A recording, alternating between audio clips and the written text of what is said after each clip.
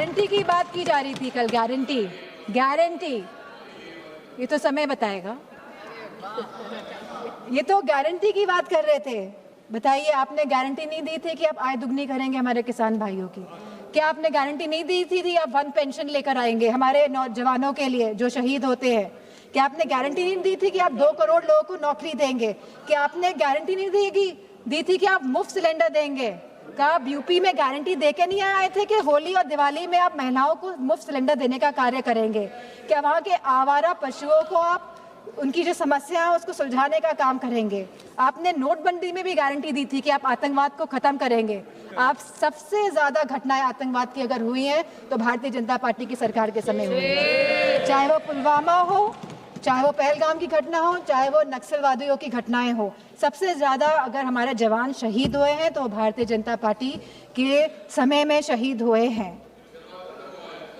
नक्सलवाद खत्म हुआ, लेकिन आप शहीदों को शहीद का दर्जा नहीं देंगे, पेंशन नहीं देंगे आप। बात करते हैं।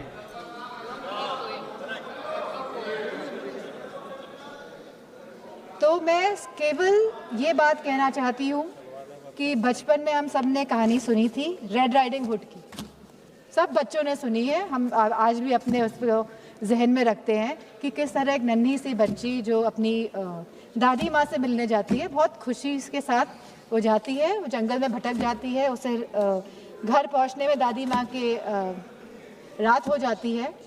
और जब लड़की पहुँचती है तो हम सभी जानते हैं कि दादी माँ तो वहाँ नहीं होती है, लेकिन वहाँ पे कौन होता है, तो ये हम सभी जानते हैं। तो ये जो सरकार है, ये डिलिमिटेशन का जो मुखौटा, जो ये आरक्षण का, महिला आरक्षण का जो मुखौटा पहने हुए है कि यह महिलाओं को आरक्षण देने का कार्य करे, लेकिन वाकई में ये डिलिमिटेशन के प्रयोग से अपने आप को सशक्त करने की बात कर रहे हैं। ये चाहते हैं कि सत्ता में बने रहें, ये नहीं चाहते कि जातिगत जनना हो, ये नहीं चाहते कि हमारी दलित, ओबीसी माताओं बहनों को, हमारी अल्पसंख्यक बहनों को आरक्षण मिले, वो आगे बढ़े। इन्हीं शब्दों के साथ मैं अपनी बात को समाप्त करती हूँ।